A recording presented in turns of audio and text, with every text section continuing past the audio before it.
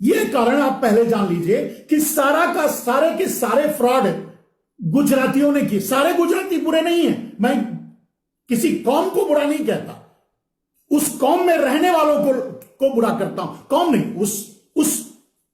अब उस गुजरातियों में जितने फ्रॉड हुए हैं, सारे गुजराती, आप केतन पारेख, हर्षद मेहता, उसके बाद नीरव मोदी, मोदी चौकसी, मोदी एंड मोदी, जितने भी आप नाम ले लो, सारे के सारे फ्रॉड गुजरातियों ने किए हैं। इसीलिए 99.9% ब्लैक मनी सारा का सारा गुजरातियों के पास था और है। अब सवाल उठता है कि नरेंद्र मोदी हिंदू और मुसलमान को मुद्दा बना करके सत्ता तो हथिया लिए, लेकिन उन्होंने वही किया जो उनके पूर्वजों ने भारत के साथ किया था। नरेंद्र मोदी ने वही किया जो उनके पूर्वजों ने भारत के साथ किया था, यानी भारत के साथ धोखा। धोखा क्या किया कि यही नरेंद्र मोदी, पहली बात, दोनों बात आपको क्लियर हो गई, यह बात हो जानी चाहिए कि सारा का सारा फ्रॉड गुजरातियों ने किया, इसीलिए सारा का सारा काला धन गुजरातियों के पास है। आज की यही सच्चाई है।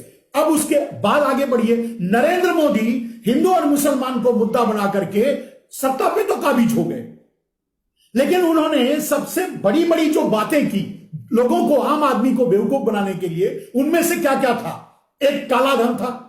उन्होंने वादा किया था कि काले धन को 100 दिन में नहीं लाऊंगा तो मुझे फांसी दे देना।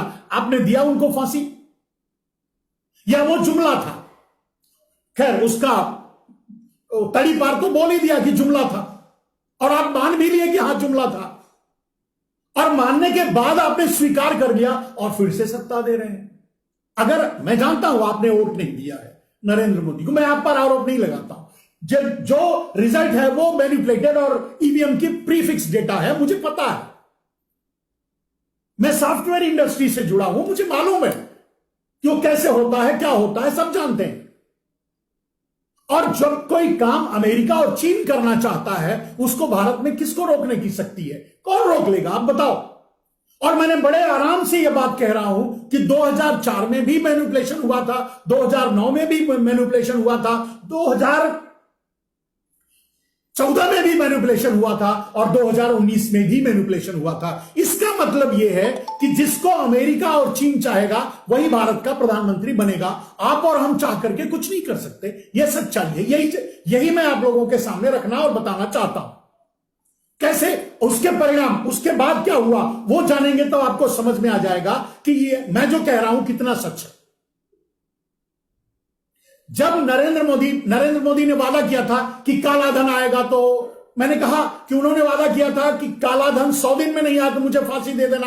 आपने तो कोई आवाज नहीं उठाई। वैसे भी भारतीय जनता पार्टी में तो सारे हिजड़े हैं, वो तो आवाज उठाएंगे नहीं कि भाई नरेंद्र मोदी तुमने कहा था, तुमने किया नहीं, क्यों नहीं किया, वो तो नहीं उठाएंगे। आप भी नहीं, और विपक्ष भी नहीं उठाएगा। विपक्ष क्यों नहीं उठाएगा मैं आपको बताऊंगा बाद में, अभी इसी संदर्भ में मैं बताऊंगा। तो काले धन का उन्होंने वादा किया था कि मैं 100 दिन में नहीं लाया तो फांसी कर देना, और अगर ला करके हर आदमी को 15-20 लाख मिल जाएंगे। ऐसा कुछ भी नहीं हुआ। अच्छा, क्यों नहीं हुआ यह आप जान लीजिए। क्योंकि सारे के सारा काला धन गुजरातियों का था, इसके लिए नहीं हुआ। आपको याद होगा स्विस बैंक ने कह दिया कि भाई आपको लिस्ट दिया हूं, आप सार्वजनिक कर दीजिए। सुप्रीम कोर्ट ने कह दिया अगर लिस्ट आई है तो सार्वजनिक कर दो, मुझे कोई ऑब्जेक्शन नहीं है। तब नरेंद्र मोदी ने 3 नाम सामने लाए थे। तब नरेंद्र मोदी ने सिर्फ 3 नाम सामने रखा था, और वो तीनों गुजराती थे, और तीनों ने यह कहा कि मैंने सारा पैसा भारतीय जनता पार्टी को दिया है, नरेंद्र मोदी को दिया है। फंस गए नरेंद्र मोदी। 3 उस नाम के बाद नरेंद्र मोदी के ऐसी फटी कि कभी उन्होंने किसी का नाम तक नहीं लिया कि इनके पास काला धन है।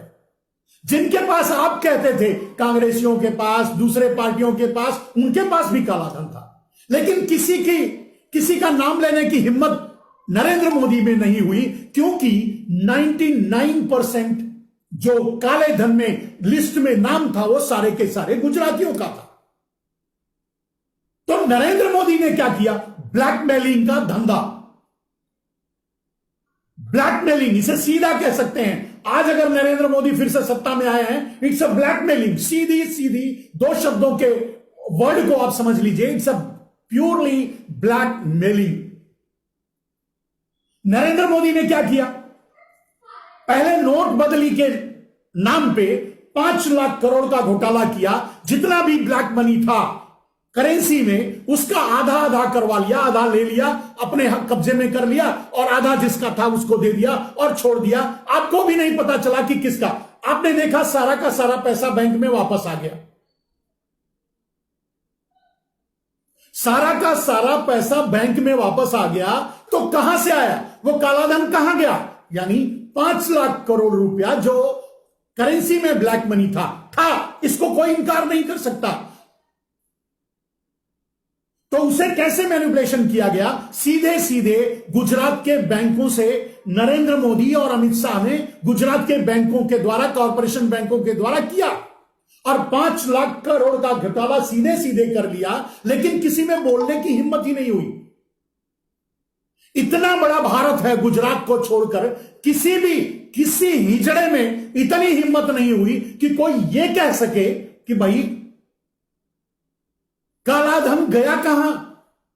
पैसे तो सारे बैंक में वापस आ गए, तो काला धन कहां है? कहां गया? अब यह कह दो कि था नहीं, यह तो गलत बात है।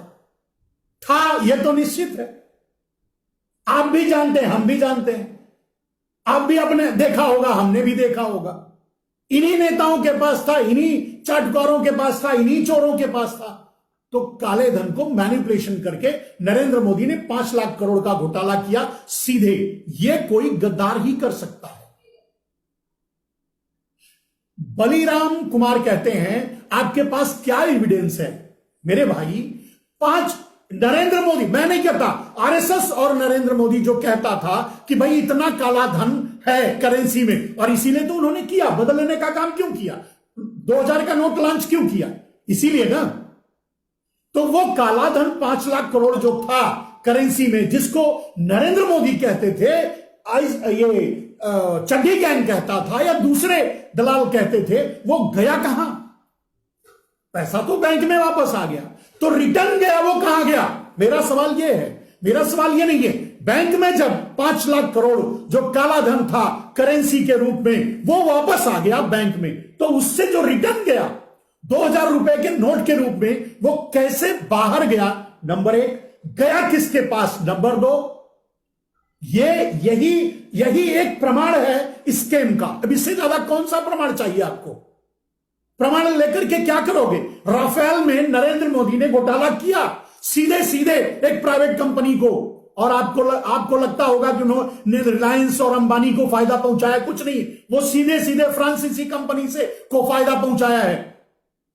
जिस कंपनी को आउटसेट पार्टनर का रूप दिया गया है, वो विदेश की कंपनी है। नरेंद्र मोदी एक पैसा अपने देसी उद्योगपतियों को देना नहीं चाहते। वो भारत को बेचने आए हैं, बेच रहे हैं, और बेच करके दूसरों को ही, विदेशियों को ही लाभ पहुंचाएंगे। भारत के ये उद्योगपति तो बेवकूफ बनकर उनके साथ खड़े हैं, सच्चाई है।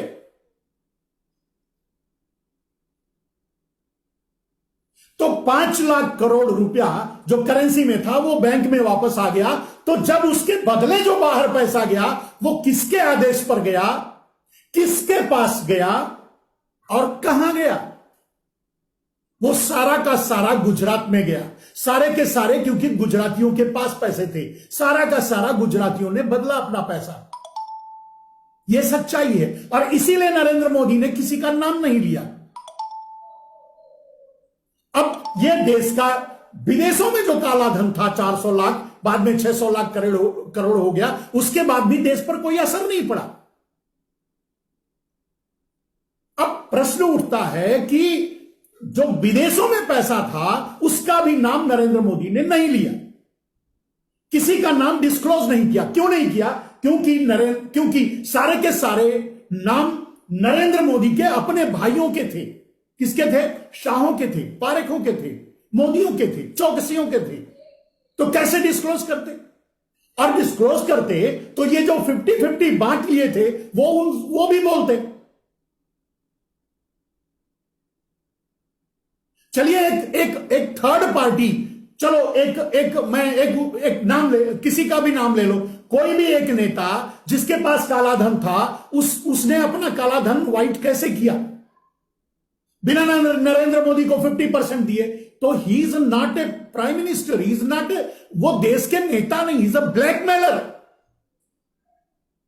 इट्स एब्सोल्यूट ब्लैकमेलिंग, करप्शन, सीधा सीधा है।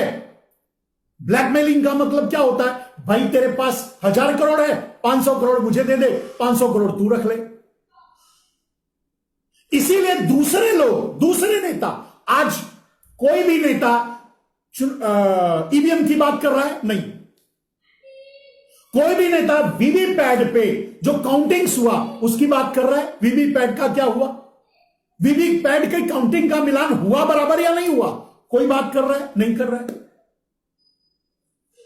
इतना बड़ा ब्लंडर घोटाला हुआ और घोटाले के बाद नरेंद्र मोदी ने पूरा देश लूट लिया, पूरे देश को बेच दिया और कोई सांस नहीं ले रहा। क्यों? क्योंकि सबने ब्लैक मनी की गंगा में स्नान किया है और नरेंद्र मोदी वही ब्लैकमेल कर रहे हैं उनको। चुप रहो नहीं तो बोलेंगे, आधा दे दो नहीं तो बोलेंगे। अब एक समझो, नरेंद्र मोदी ने वही किया है जो उनके पूर्वज करते आए हैं, चोरों के साथ हाथ मिला लेना, बाहरी आतताइयों के साथ हाथ मिला लेना, बाहरी आक्रमणकारियों के साथ हाथ मिला लेना। नरेंद्र मोदी वही कर रहे हैं जो उनके पूर्वज करते आए हैं। अब यहां आपको क्लियर हो गया कि who is the Modi? He is the blackmailer.